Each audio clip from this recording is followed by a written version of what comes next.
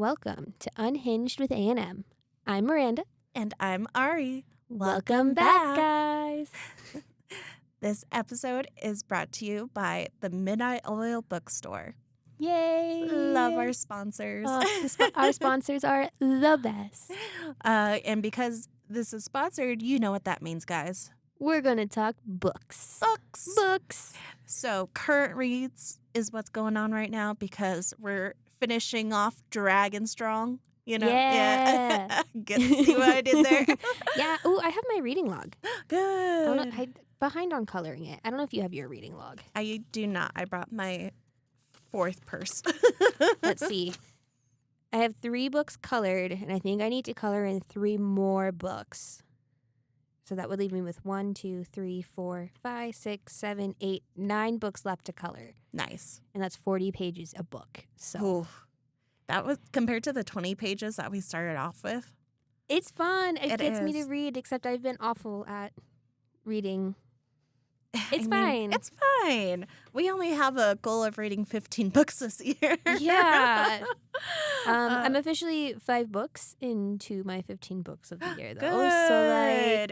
So, So you are winning, is what I'm hearing. how many books have you read so far? I thought you have read more than me this year. Am ahead of you. I will tell you that much. Yeah. I think I'm currently at 8. Okay.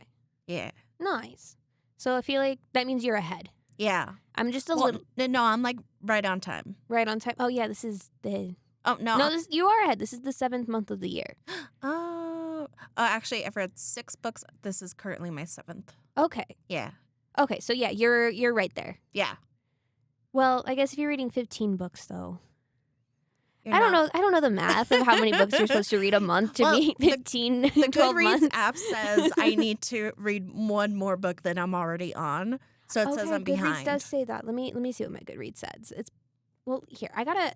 This book's not even entered into having been read yet. I am awful at, actually tracking.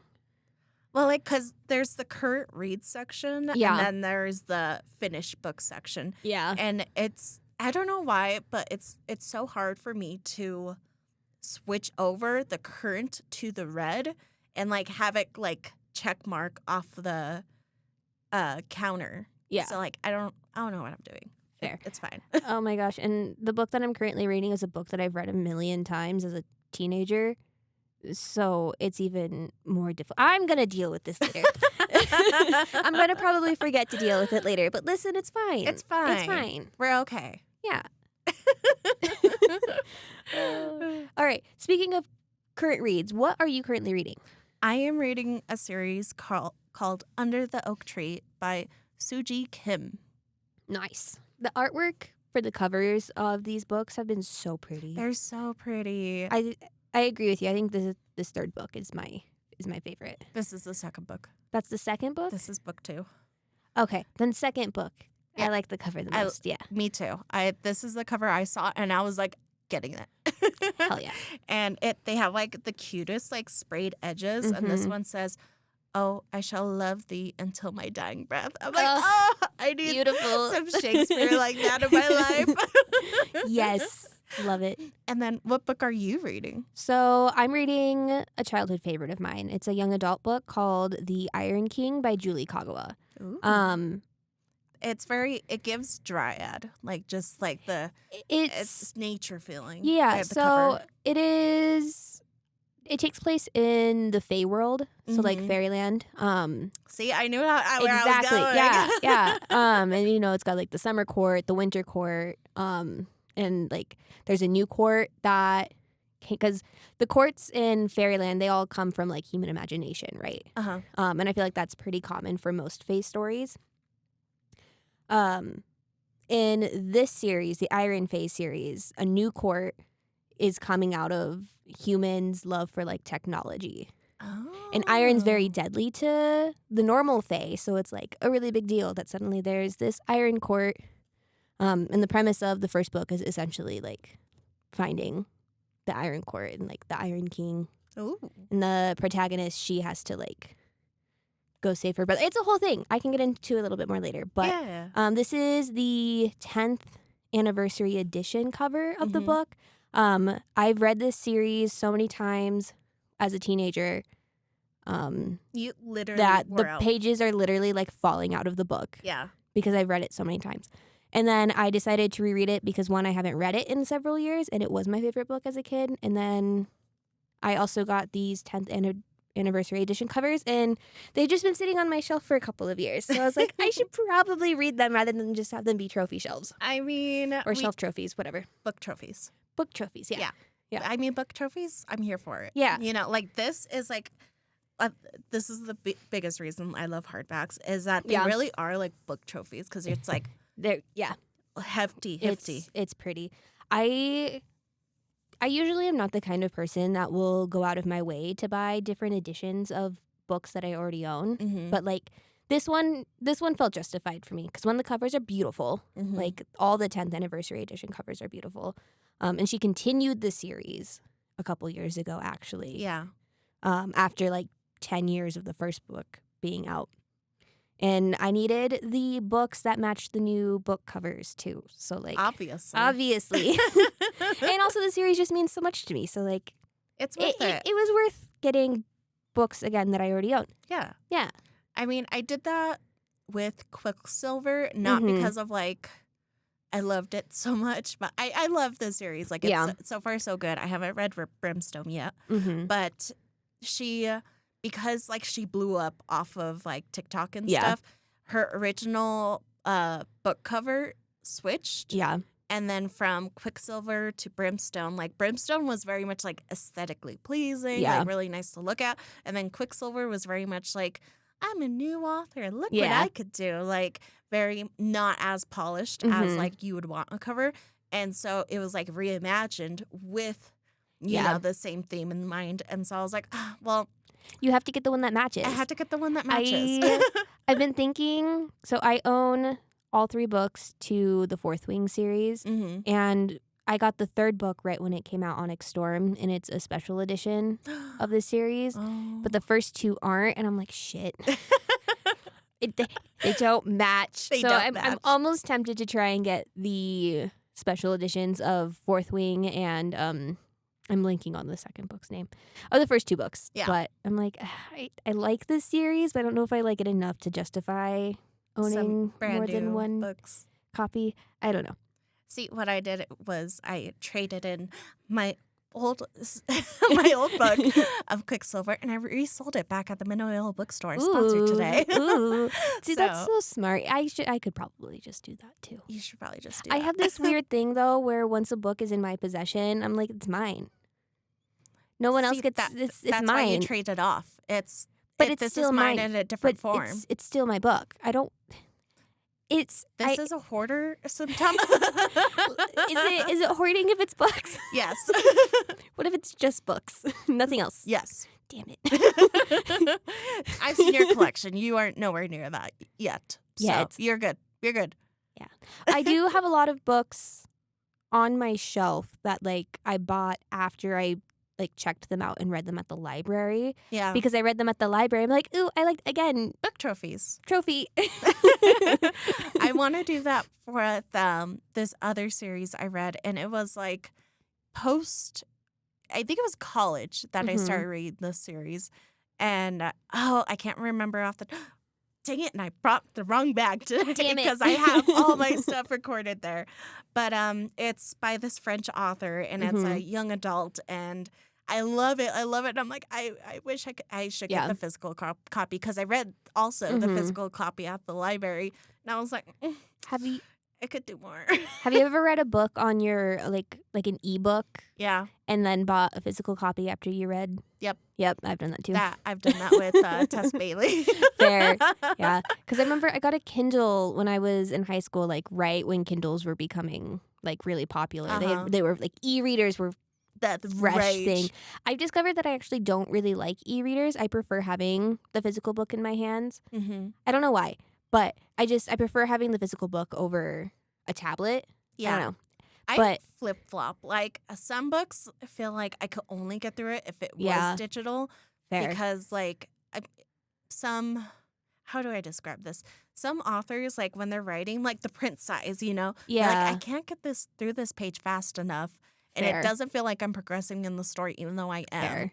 And so that's when I'm like, okay, maybe I switch over. That's fair. I mean, that being said, I definitely read a lot of like Wattpad fan fiction Yeah. growing up. And so like that's essentially an e-reader. And I don't know if I could ever read like a fan fiction as a book. There was this one series I read in high school. It was a Harry Styles fan fiction called After. And I read it as the author was updating it on Wattpad. Uh-huh. And then I decided, well, then the books became like an actual published book. Mm-hmm. And I was like, well, now I have to start reading them again because she changed like all the characters' names because of legal reasons. Yeah. And I got the first book, and I'm kind of glad I didn't get the rest of the series because I started reading it and then I never finished it Uh-huh. because it wasn't the same, you know? Yeah. Like You're like, I I know. know what this is There's- based off of. there's something different about like going from reading a fan fiction on your phone in the middle of the night when you're supposed to be sleeping as a teenager Yeah.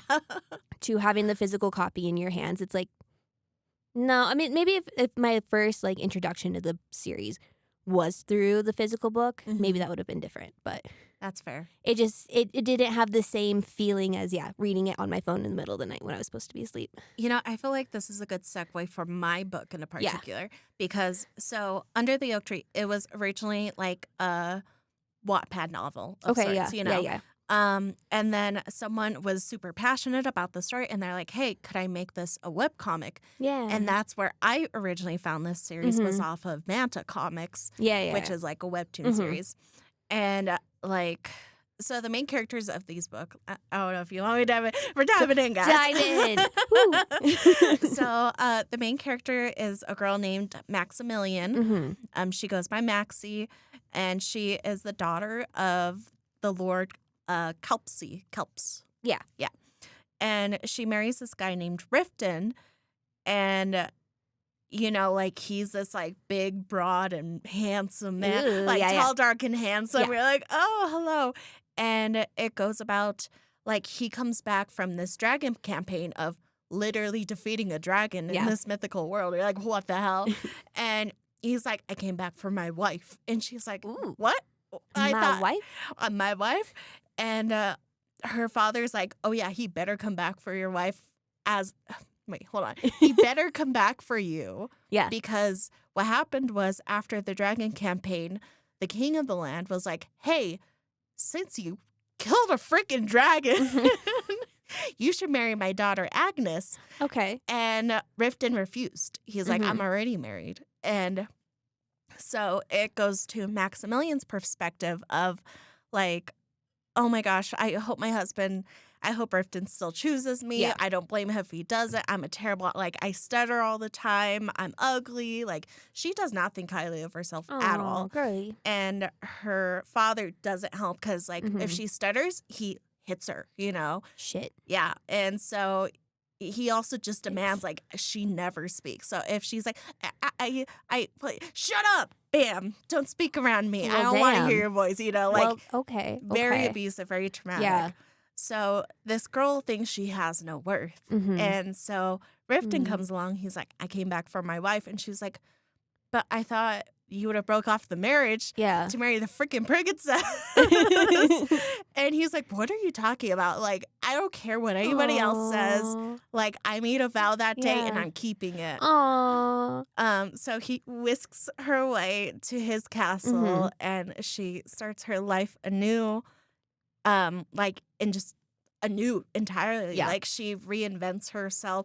She gets her stutter under control to a certain degree, way farther down the line. But honestly, it's breathtaking. It's beautiful.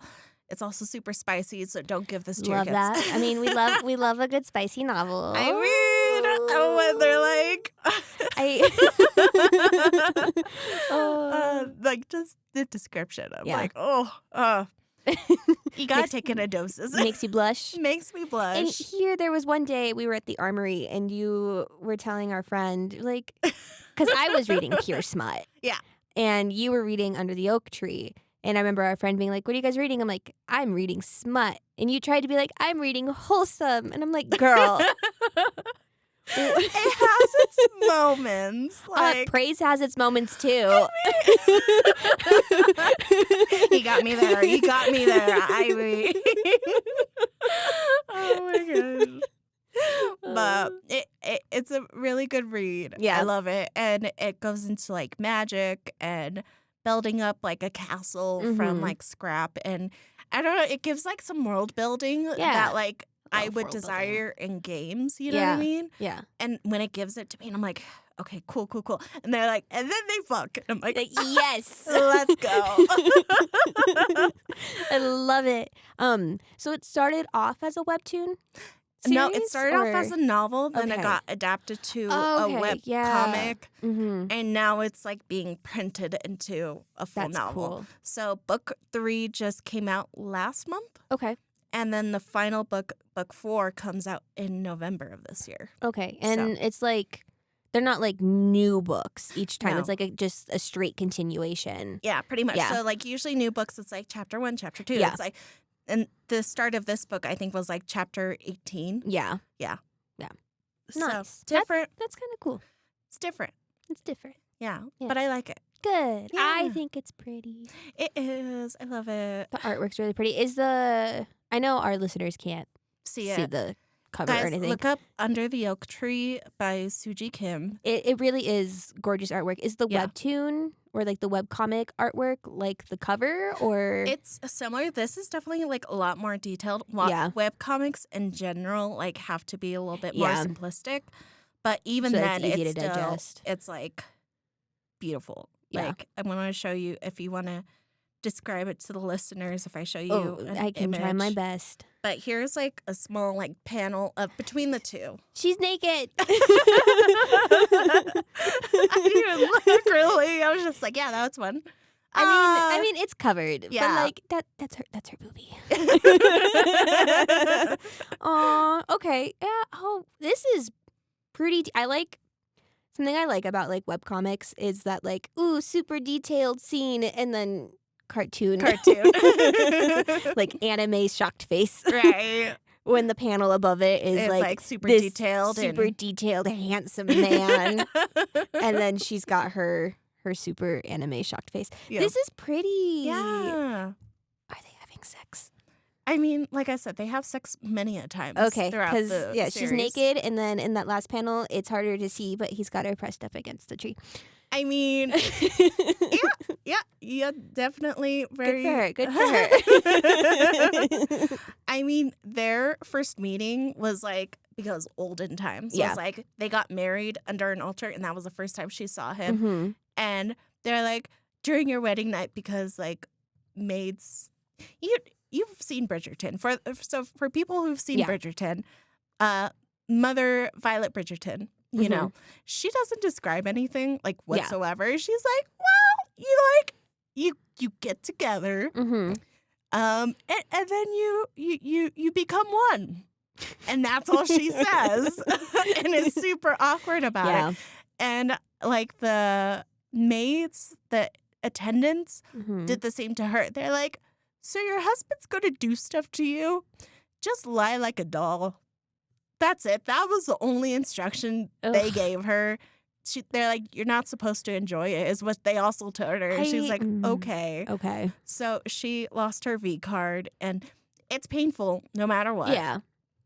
And she is just like, oh, is this how it's always going to be? And she's like, I Mhm. bet it is. Like, never been told otherwise. Yeah. And then the second time they go out,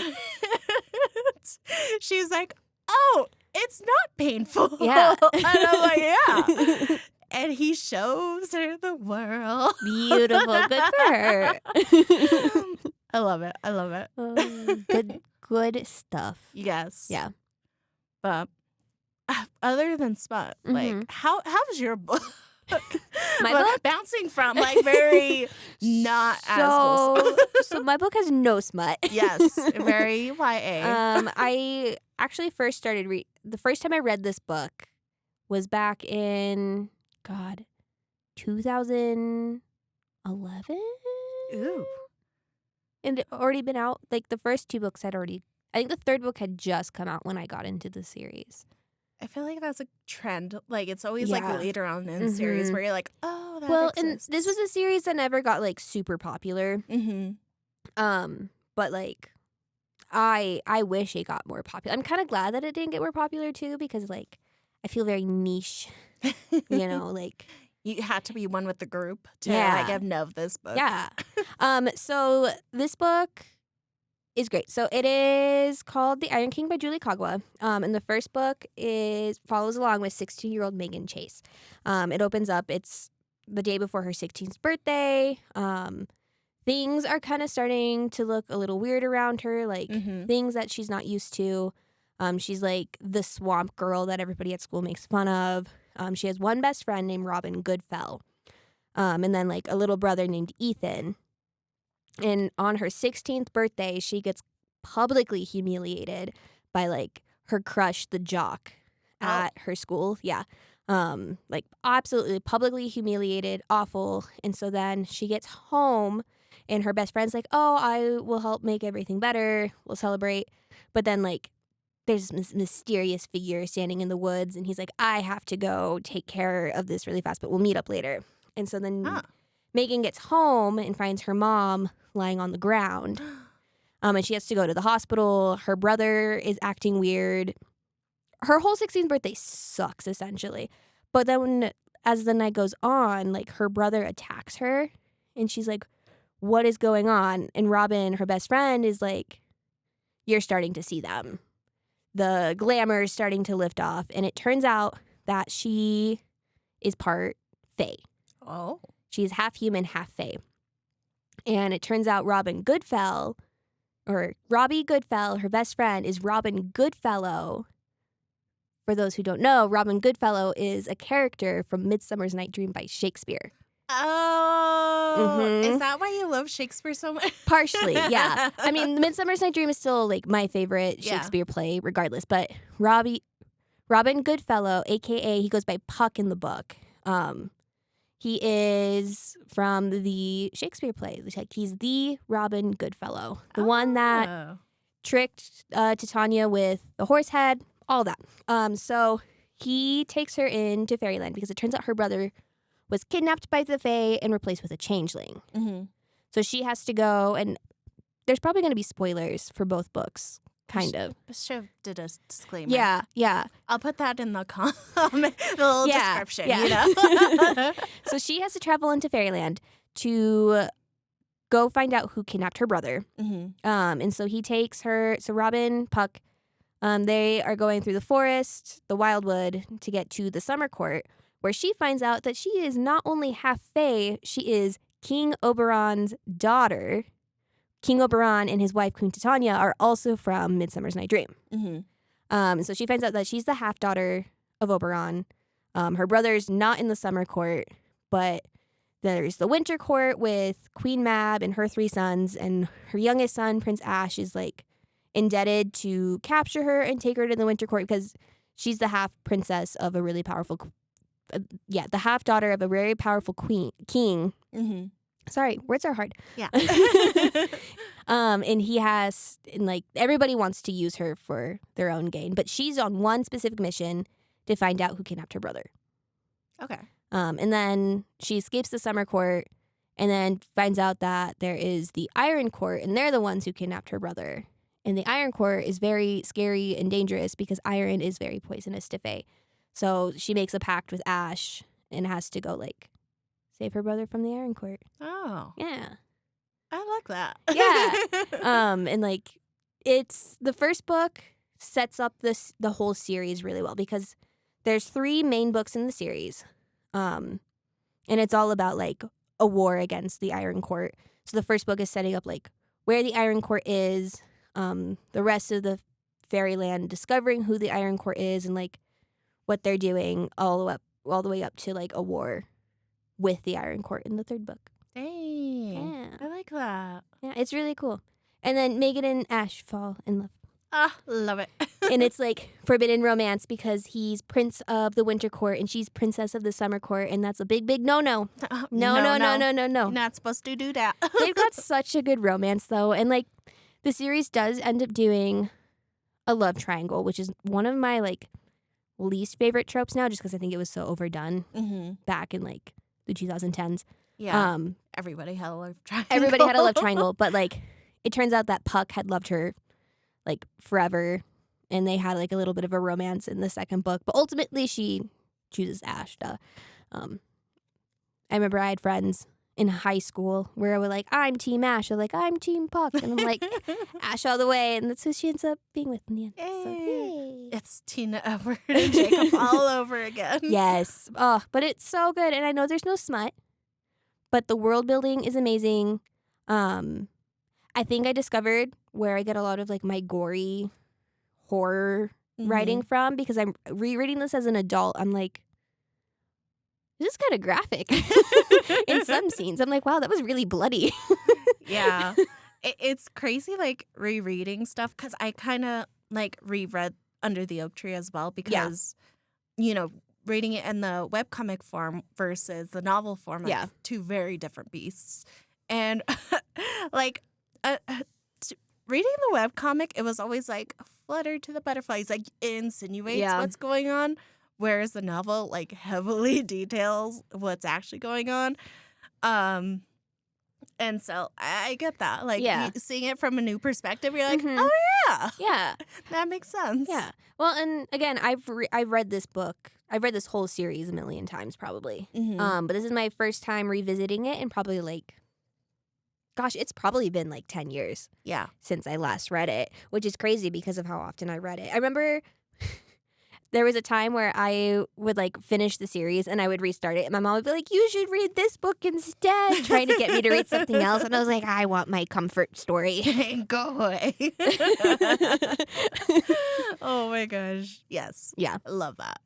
We love a good comfort book, man. We do. You know? I mean, it's like Hallmark, you know?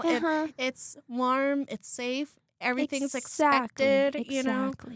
You know, it's nice to have a little zest, you know, if you will, into your life. But at the same time, you're like, I just want to know they live happily ever after, okay? Exactly. Well, and like Julie Kagawa, I personally think is a phenomenal writer. I've read some of her other books in series as well. And like, she's so good. And I would say she's probably influenced a lot of my writing. Very inspirational. Love it. I know she's not listening to this, but Julie Kagawa, I love you. She's responded to me on Twitter a couple times back when I was in high school. It made me so happy and excited. I absolutely adore that. Yeah. Honestly, like and it might be like the author in me, when I read books now, I'm like, okay, what about this book could I incorporate into my own book? Like, in terms of like tropes or like, you know, certain world building things. You're like, okay, what feels right? What feels absolutely wrong? I would never do that. Or what's in the middle, you know? Yeah. I definitely like a book that has really good world building tools in it. For this series, I think Julie Kagawa does a really great job of being like, oh, this is exactly what the summer court looks like. And the winter court is literally the exact opposite. So, like, the summer court's, like, all warm and beautiful and colorful. And then the winter court is freezing cold and everything's, like, you can feel the difference. And then you get into the iron court and it's like, oh, wow, this is all very cold, but in a different way. Yeah. Like, technological way. You know, it's really cool. And then the wildwood, which is, like, the wilderness part of Fairy World, it also has its own distinct feeling that is separate from the three different courts. Yeah. I love a good world building. And like, what's also cool about this series is that it not just dives into this world that she's created, but it also parts of the real world as well. So like at one point they're in New Orleans, another point they're like, it starts in Louisiana. So like you go to all these different places throughout the real world as well. And then there's also an in-between, both like Fairyland and the real world, called The Between. And even that has its own distinct feeling. And it's just really cool. And I definitely take a lot of world building inspiration. Right. There from you go. That, yeah.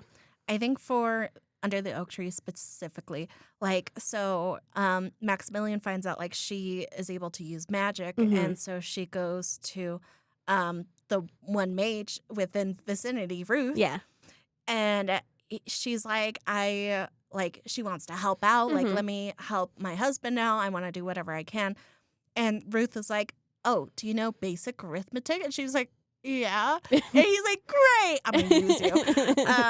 And so he's describing, like, these glyphs and symbols. And he's like, it's like weighing stuff, basically, but in terms of, like, numbers. And, like, in my head, like, that makes sense, Yeah. you know? Like, oh, yeah, like, if you want to compound this one thing here, then you need to make sure it offsets by this other thing here. And she describes it throughout this book, and ultimately they end up making, like, this massive, like, barrier to ward off monsters from coming into the castle because there was an incident. But then later on, she also figures out, oh, I can use magic myself, and, like, is able to heal. And it describes the sensation of, like, you know, magic flowing in and out through your fingers, and, you know, how you, like, push it out to, like, heal and stuff like that, like imagining stuff mending together. Yeah, that plays a part with, like, Megan discovering her power as well. They call it glamour, and it's, like, based off of, like, emotions and feelings and, like, imagination in the environment around you.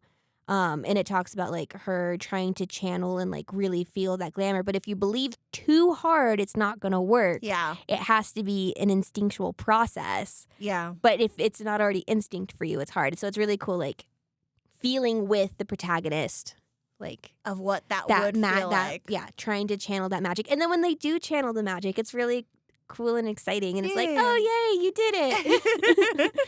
And then they use it like the back of their hand, like they didn't struggle. And you're like, that's what I want to see, is them overcome this, you know, very big hurdle. Bless you. But overcome this very big hurdle and then, you know, use it to benefit them, like other people. Yeah, it's like that first time that they use it successfully, suddenly they are, like, the most powerful being. And Megan ends up being, like, one of the most powerful, like, fairies to ever exist. And she's only a half-breed. Like, dang. Yeah. But, like, there's more to it, too. I won't spoil too much, but should I spoil a little bit? I mean, we already did the disclaimer. Okay, so at the end of the first book, she kills the Iron King and ends up, like, absorbing his power. So she is of two courts. She has the power of the Summer Court and the power of the Iron Court. So she can do both summer magic and iron magic. And that makes her, like, the deadliest person in all of fairyland. And she's still half human. Yeah. So don't mess with her. Don't mess with her. She's really cool. And, like, her character growth from the first book, she goes from being this, like, timid, shy girl, and all the way through, like, to the end of the third book, she's, like, this all-powerful being who, like, always... something that's consistent is that she will always stand up for the people that she loves. Like, she's a very, very compassionate person, and that's probably her human side, because you meet all these fairies, and they're like, why do you care? Why do you care? Like, you caring this much is a weakness, and it actually ends up being her biggest strength in the end. Yeah. Is how much she cares about other people, which I think is really wholesome. That is really wholesome. I'm only on book 2 of 4 of the series, but so far, like, I'm getting the growing sense of a similar thing with Maximilian. Yeah. Because Riften, he's like a doting, loving husband. He's big and strong, and he could protect his wife, but Maxie, she wants to do more. She wants to be more, you know? She's like, I could be like my sister, my estranged sister that hates me, and be like the perfect trophy wife. She's like, but if my husband killed a freaking dragon and I'm over here playing dress up the castle. Yeah. And she's like, no, I don't want to do that. So she goes out behind her husband's back on several occasions and heals people who were attacked or hurt of some sort. And she puts her own magic and body, like, on the line just so they could survive, you know? Yeah. And, you know, going through that process, like, then Riften finds out and he's like, you weren't supposed to leave the castle. You were supposed to stay safe. You know how it feels to see someone you love in danger. And she's like, but you're always in danger. Yeah. Like, that's the irony of it. It's like, you're always in danger. He's like, but I could protect myself. She's like, but I could heal people, you know? And she's like, isn't it more beneficial to have more than one healer, because healers are still rare in this world. Yeah. Isn't it beneficial to have more than one healer at your disposal? Mhm. Like when there's monsters coming at you from all angles. Yeah, you might want that. You Yeah. might want a healer or two. Yeah, exactly. And then like she also looks at Agnes, because Agnes Mhm. visits at the end of, I think, book 1, and like she was going to be married to Riften, but Yeah. Riften denied her.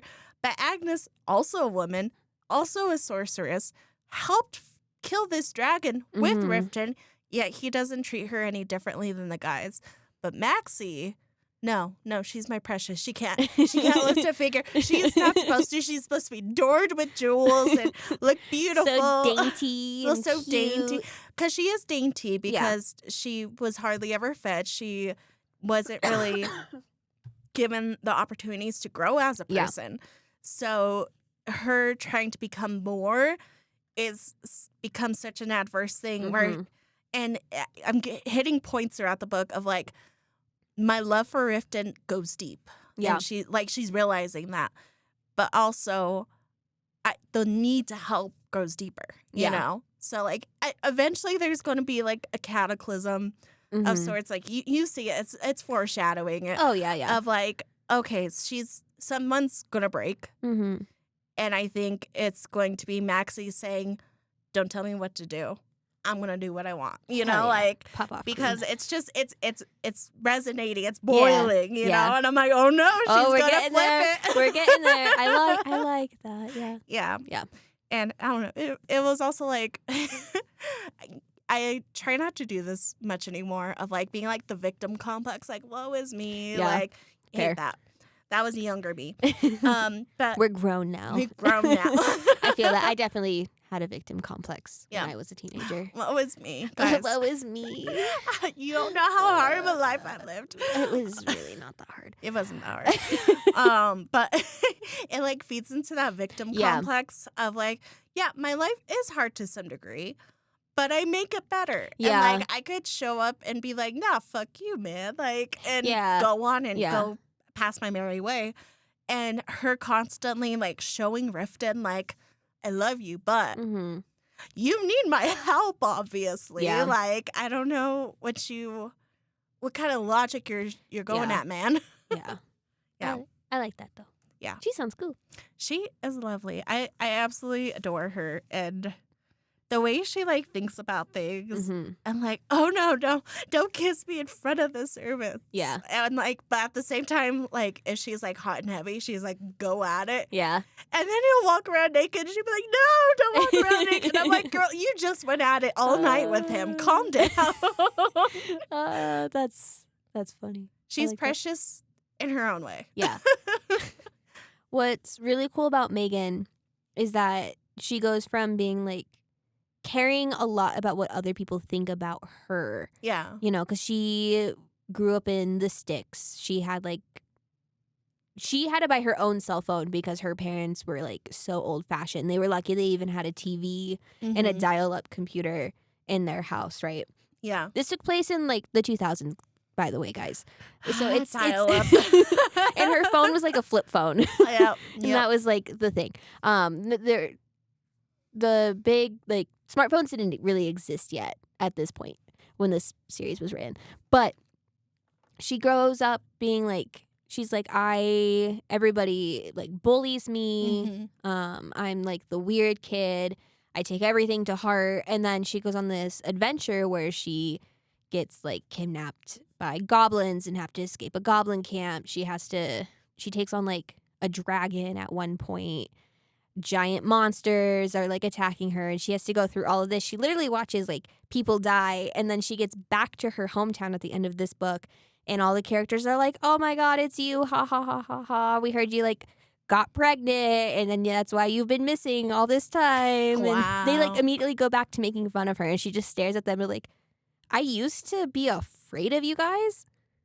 I used to let what you guys say get to me. No, Mhm. I've been through like literally hell and back at this point. Right. I killed the fucking Iron King, bitches.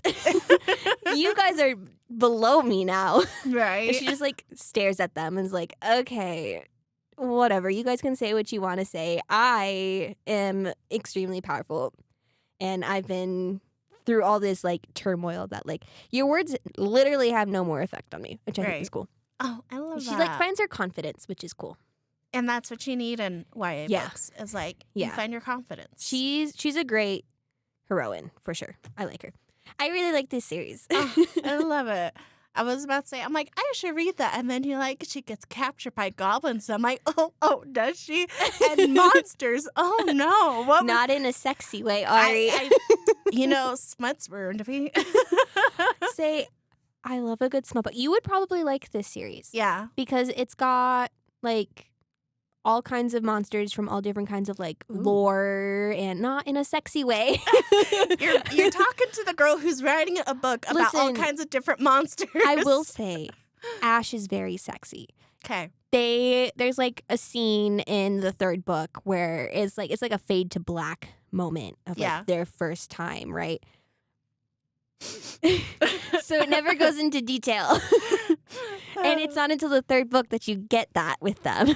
That's a slow burn. But it's not a slow burn. I know, but for me, it's a slow burn at this point. That was the thing. Like, rereading the series, I was like, okay, I know her and Ash end up having, like, a moment once they get to, like, the Iron Court. I forget how, like, soon that happens, where suddenly they're, like, kissing and they're in love, and you're like, this was way faster than I remember this happening. Okay. It sounded like it was like the slowest of slow burns. No. They just don't have sex until the third book.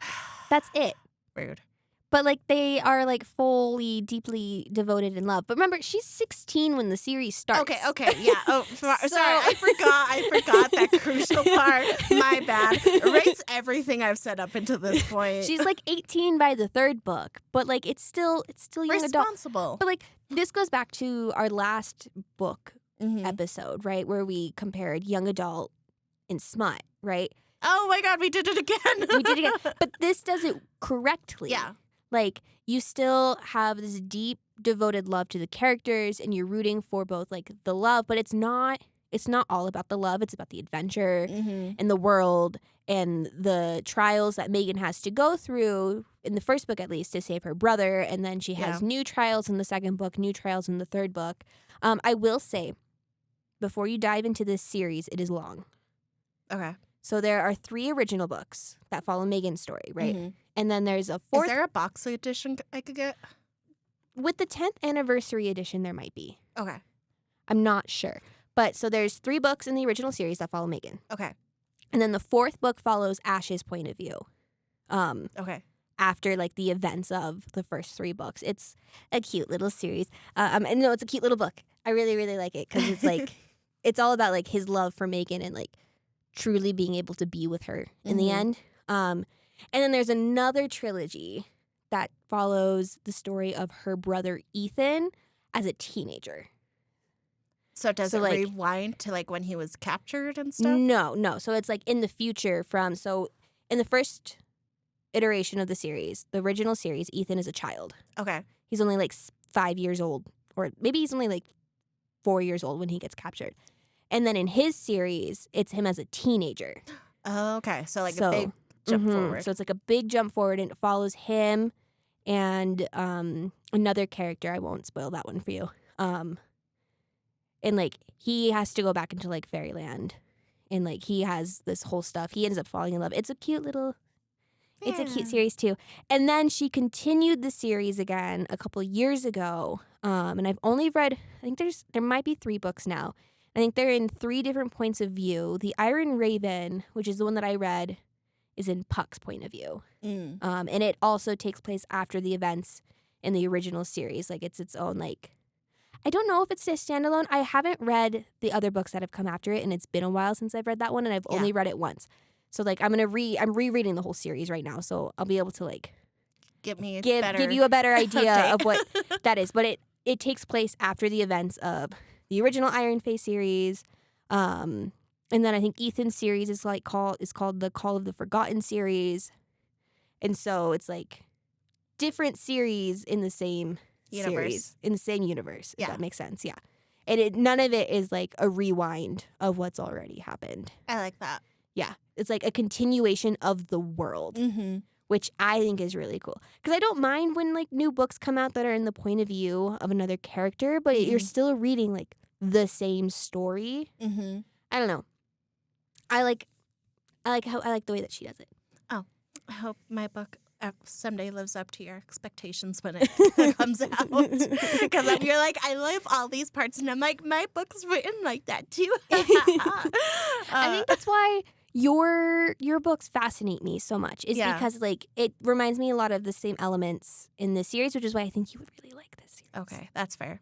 So if you want to ever read it or borrow it, okay, I will trust you with my copies, not the original copies because they're falling apart. Yeah, no. But with this edition. Yeah, if I'm the type to read book one, give it back, and buy the rest of the series by own. Fair, yeah. And then have one book trophy, and then follow the rest. Yeah. But one thing I wanted to point out when you were talking about like YA versus smut, when you put our books together, you would think the exact opposite of what these books were about. Yeah, I would think your book would be smut. Really? My book would be YA, just off the covers. Okay. Is it because this cover is like your traditional romantic-y type cover? Yeah, and that's this fair. one is, like cartoonish. See, and I feel like nowadays with smut, typically the cover is going to be a cutesy cover. Like, think like Tessa Bailey. Yeah. For instance, all of her covers are like these very hallmarky, cutesy covers. I mean, I define Tessa Bailey as hallmark of smut. But it's not just Tessa Bailey. It's like everybody in that genre. Yeah. Yeah. They do like the cute, cartoonish. Like Icebreaker and stuff like that. Yeah. Yeah. No, like it's definitely like becoming a growing trend. But like still in the aspect of like traditional people, because I can't tell you how many times I've taken my mom to like the game store and like, what was it? Borderlands. Yeah. You're like, look, it has such a cute art style. They murder people. Yes. So it's just the traditionalist reminder of like, there's some people who would look at both of our books and be like, that one's YA. And you're like, no. That one is. Say, I'll show you the original cover and I think it'll change your mind. Okay. Yeah, that screams YA. That screams YA. I really love the original covers, don't get me wrong. But like it's got their face. It's got actual human faces on them. It doesn't leave you up to like the interpretation of like I remember when the fourth book came out, The Iron Knight, which follows Ash's point of view. Like based off of the series, like Megan was the only one that you like knew what she looked like because she was on the cover of the first three books. And then The Iron Knight came out and they had Ash on the cover. And I was like, that's not entirely how I pictured him. Yeah. And it didn't ruin it for me. But it disappointed you. And then it has like Puck on the back cover as well. Ooh. And I'm like, Puck, that's not how I pictured them. Yeah. Like it's close, but like especially Puck, that's not at all how I pictured what Puck looks like. Yeah. Like when Quicksilver, because Quicksilver also originally like had the face of Kingfisher on it, and I didn't like his face. I imagined him like completely different just because I was not satisfied with what the cover gave me. Yeah. That was also the reason I was like, I'm going to get the newest edition because it doesn't have his face on it. And I like my imagination better than the art depiction that's put on the book. Yeah. Yeah. Yeah. No. I was really happy when she released the new covers because I think they're so freaking pretty. They're very pretty. I really like them. Sorry, I'm going to show you my favorite one. When you bring up childhood, you're like, wait, hold my phone. So The Iron Queen is the third book. Ooh, and it's by far the prettiest cover. That one's so pretty. So freaking pretty. I can try and show you like... So this is the original series. Those ones have sprayed edges. Hold on. Shit, guys. She got the wrong special edition. I'm going to have to... Just kidding. I mean, am I though? Am I kidding? What if I got the sprayed edges? Bitch, you better not. My beloved series. But like, aren't those pretty? Those are prettier, honestly, than your current book. I'm sorry. Well, I mean, the front covers are the same. Yeah, but with the sprayed edges, it adds The spray edges are really pretty. Except I am someone who prefers paperback over hardback.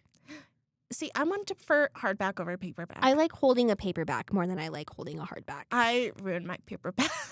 That's fair. So that is because I throw my books in my bags. Yeah. Yeah. I mean, so do I.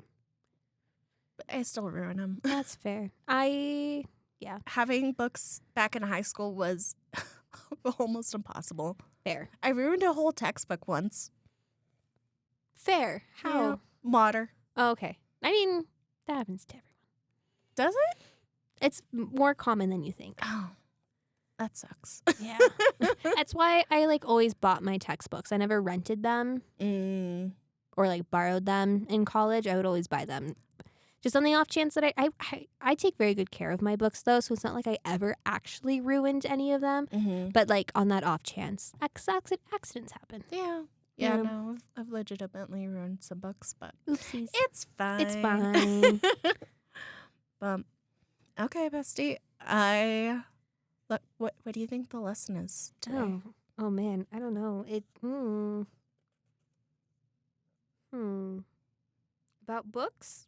Or should it be general? A general. Do you have a general? I think I do. Okay.